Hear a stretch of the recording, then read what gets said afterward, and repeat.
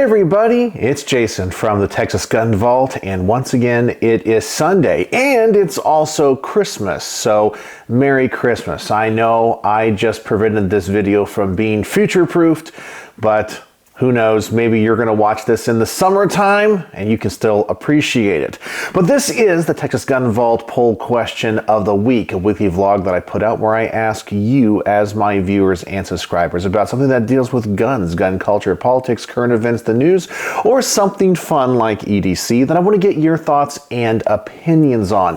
And this week's question is a serious topic, and it deals with self-defense situations where you might have to discharge a firearm. And not just something about the gun, but the actual ramifications on you, your life, and your emotions. Yes, your feelings. That's something that I don't think a lot of people actually contemplate when it comes to a self-defense use of a firearm. I know that I hear all the time with new gun owners, man, if somebody breaks into my house, I'm gonna shoot them dead with the castle doctrine. I got my shotgun, I got my pistol, whatever. But I don't think people really think things through. Now, I do know there's some people that go to the next step and, of course, get that carry insurance. I know depending on where you live in the country, you have different options. And that really helps when it comes to the legal aspects of things. But I was wondering, how many of you have ever really sat down, thought about having to defend your home against, let's say, a home invader and having to discharge that firearm and potentially taking someone's life? And even if it is completely justified and you saved you and your family's life because the person that was coming in was going to murder you, and there is evidence beyond a reasonable doubt that that is the case, but you still took their life, have you prepared or thought about how you were going to feel after that happens? I definitely think it is something that as a legal and responsible gun owner, we should take into consideration. You know, when we carry a gun for self-defense or have a gun for self-defense to defend our home, I think there are many things that we need to contemplate and think about to have a complete approach to it. It's just the mature and reasonable and responsible thing to do. So with all that said, I was curious how prepared you are and how much you've thought about this. So let's dive right into this week's question, and then we're going to get your results.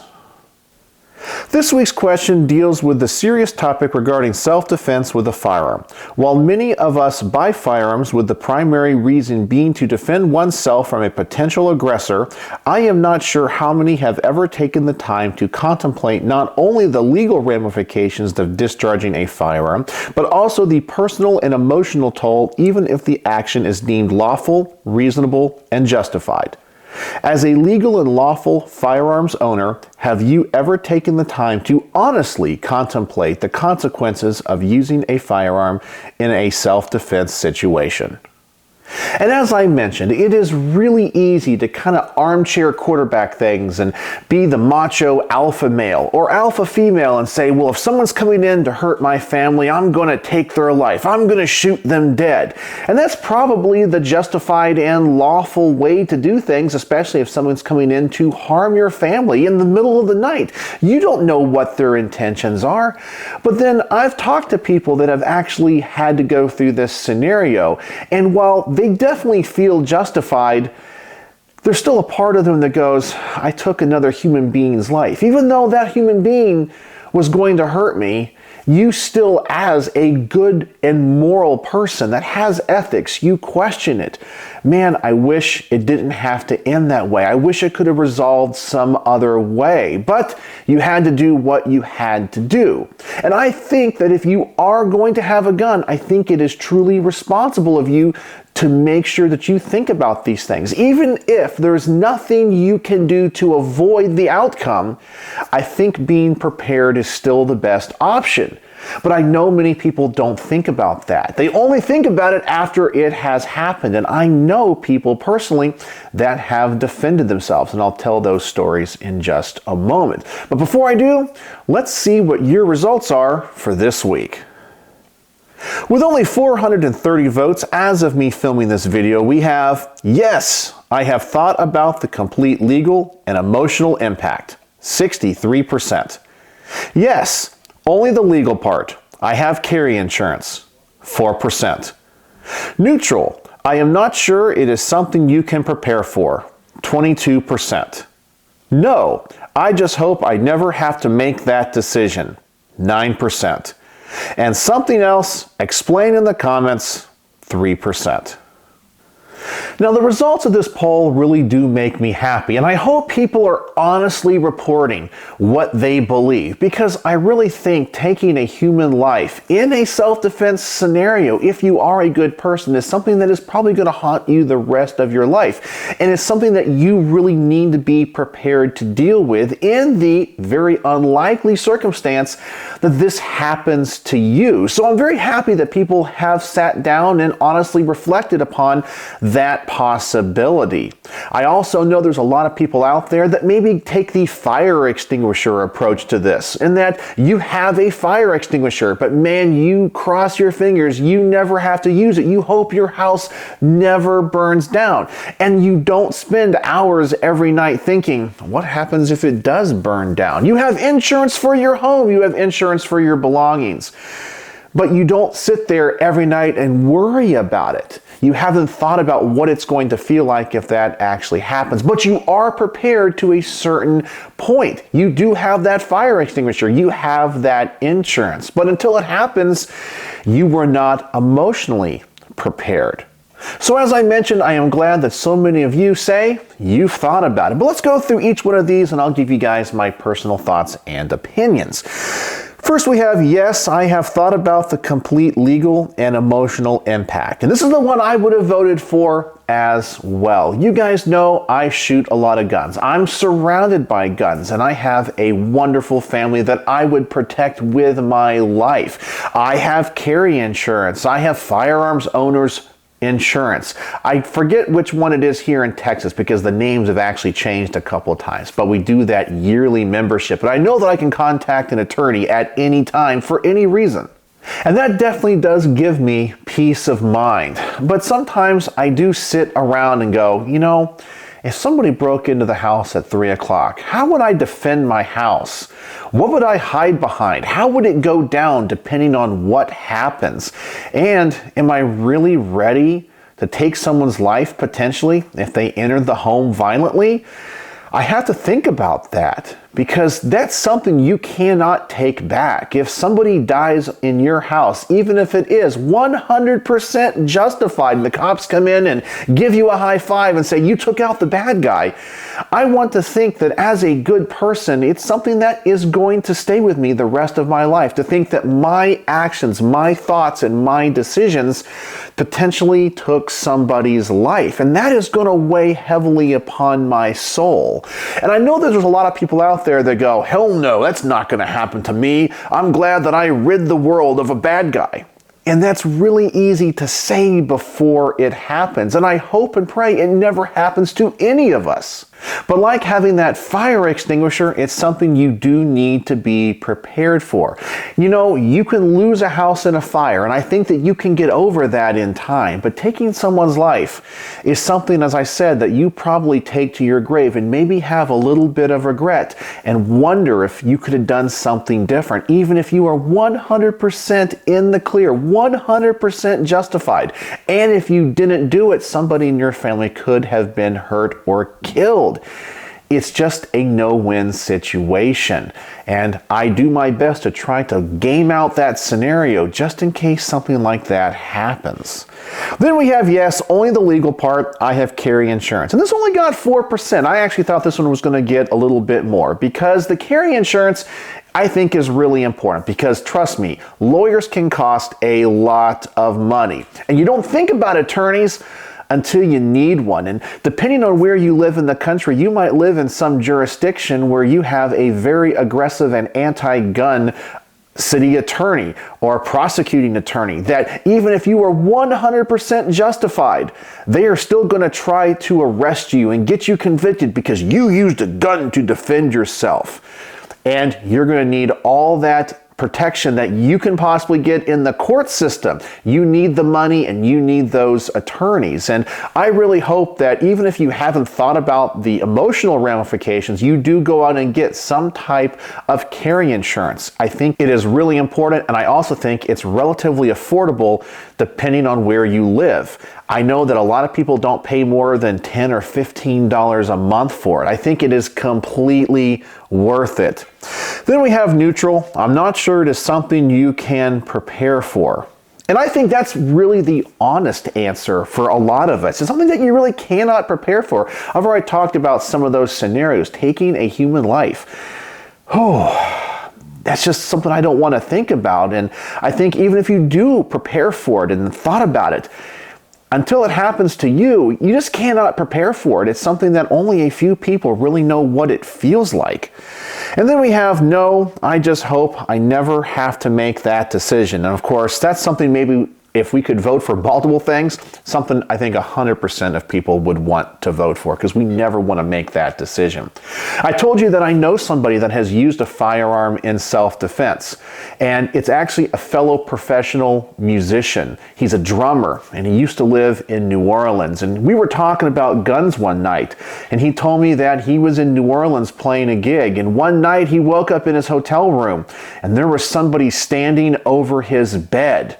He didn't know who it was or how they got in, and he had a gun under his pillow. Now, personally, I wouldn't sleep with a gun under my pillow, but it's how he chose to defend himself. And it turns out that he discharged 13 rounds into this person and killed them. He didn't know what was going on. His adrenaline was pumping, and he got arrested. Not because he defended himself, but because the cops said it was excessive use of force. And he went to jail, and he was on some type of murder charge. And a legal defense fund from the NRA actually came and defended him, and he was released. He was found innocent because the court could not prove that it was overly aggressive in his defense, because they weren't there. They said it was dark. He stopped the threat. So he did survive that encounter. And I asked him, I said, what is it like to have to take another human life? And he said, well, I'm glad the guy is dead, and I'm glad I didn't get hurt, because I don't know what his intentions are. But he mentioned to me that he still wonders about that to this day. And it was this other guy's fault. He broke into this hotel room. He busted the door. He broke the window to get to the door, to open it. So there was nothing good that was going to come from that. But to this day, he still thinks about it.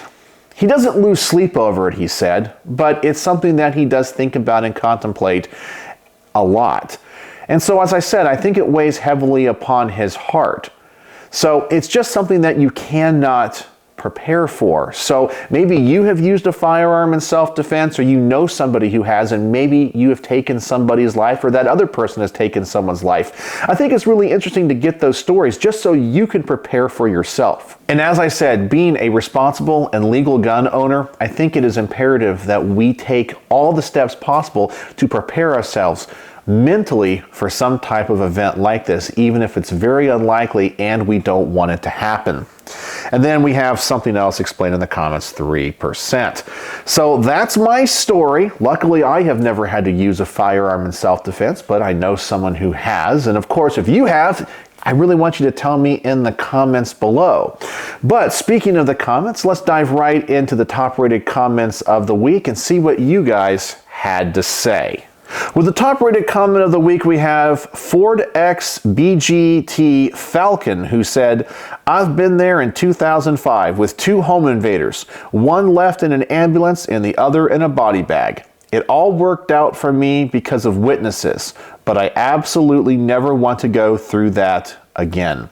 So there's someone that actually has used a firearm in self-defense, and he seems to feel maybe a little bit of remorse, and he never wants it to happen again, but he doesn't have that macho alpha, yeah, I took out the bad guys. I know that when gun owners get their first gun and are thinking about home defense, yeah, that's what I'm gonna do, until it actually happens. And it's something that I think you go, I never want that to happen again. You don't go, yeah, I took out a bad guy. because in the end you did take someone's life, and you sure hope that they wouldn't have made the decisions that they did to bring it to that conclusion. We all want people to live because life is sacred. Even if they're a bad person, there's something precious about life, and we want to prevent death and taking someone's life without cause. Then we have 1776 TJS, who says, as long as my loved ones and myself are alive, that's all that matters. And I guess it does remind me of that slogan that says it's better to be judged by 12 than carried by 6. And in the end, I guess that is true, especially if you had to defend yourself. But as I mentioned, there's going to be that emotional toll that goes with you the rest of your life that I don't think people really think and contemplate. Then we have Andrew Pinheiro, who says, I live in California, and although legal ramifications would not influence my decision on how I defend myself or my family, it is beyond sickening to think about how it would go in court. Yeah, and that's the thing I was saying. You do have to prepare from a legal standpoint, especially in California. They could come in with chainsaws and notes and saying, I'm going to kill you, I'm going to kill your family, I'm going to rape your wife. And you just shoot them and scare them away. Trust me, the DA is going to come and arrest you because now you're the bad guy. How dare you defend your home and yourself with a gun? And you do need to prepare for that. And I don't know how people live in California. I feel blessed every day that I live here in the great state of Texas. Then we have the reindeer, the rabbit, the bat, 592, who said, I've thought about it a lot, but that doesn't mean I'm prepared for the fallout. I feel like thinking about the ramifications will help though. It could be very beneficial to have some kind of proactive thinking when considering what could happen in the aftermath. If anything, the precautions that such thoughts would conjure could be what helps you through some of the toughest parts of an incident. I've only had one occasion where I had to pull it, and luckily that was all it took to de-escalate the situation. I was able to stop the threat from 3 aggressive provocateurs who were attempting to mug me while I was out with my son, who was only 8 at the time. It's just one of those things. Although I didn't exactly think about it at the moment, I jumped into action without hesitation. Still, the entire event made me think about what could have happened if things got ugly. So there is a positive note that came out of it, in my opinion. I think most of us would do whatever it takes to defend our children. That includes any and all possible force we may intentionally or unintentionally muster up in the heat of an adrenaline rush. And I think he nails it. I really think it depends on who you're defending and who's around. I would have to say that when it comes to my family, I might act more aggressively and quicker than I would if it's by myself. Because when it comes to defending my children and my wife, I guess I would rather spend the rest of my life in jail and protect them than anything else. They're the most precious things in my life. But if I'm by myself, I might take a little bit more time and be a little bit more cautious, because let's say I die, or let's say that I get hurt or injured and the other person gets away. Well, I didn't have to take the life and my family wasn't hurt or injured. And I guess that's the most important thing. So really it is kind of situational and kind of depends. So I think this is a very well thought out comment. And as I said, getting all of these interactions and hearing all of these stories really could make you think. As I like to say, learn from other people's mistakes. Don't learn from your own. If you're wise, you listen to others. And I think this is a great story, and I'm so glad that he shared it with us. And then finally, we have Alan P. Outdoors, who says, having grown up along the Houston Ship Channel, I have been in my fair share of scrapes and bad situations.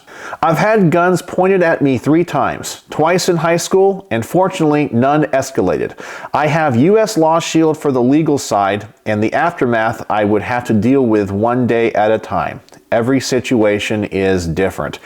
And that's another great comment because, yeah, we can sit here and think about it and prepare, but of course, we can never predict what the exact situation is. But regardless of our inability to predict how it would go down, where it would happen, how you would discharge a firearm, who would be around you, I still think it is important to have some type of prepared thought just in case, because it's one of those things that is probably a life-altering situation. It's something that you can never come back from. You can never close the door on that chapter in your life. You cannot forget about it. And let's just say it does go sideways. You get hurt, your family gets hurt because you didn't act fast enough. All these things can happen. And it's something that you carry with you the rest of your life. And the best thing you can do now is, from the legal side, have some type of carry insurance. Make sure you have an attorney. And then, of course, prepare for the emotional and the mental stress that all of this would cause. Because I know that you guys are all good, moral, and upstanding people, as I think that I am as well, because I never want to take anyone's life. And I pray to God that I never have to. But I know that I would if somebody entered my house in the middle of the night. I'd have no choice. But I don't want that to happen. And I hope it never happens. But if it's happened to you, I'm so sorry, and I hope that you share your story so everybody here can learn and be prepared.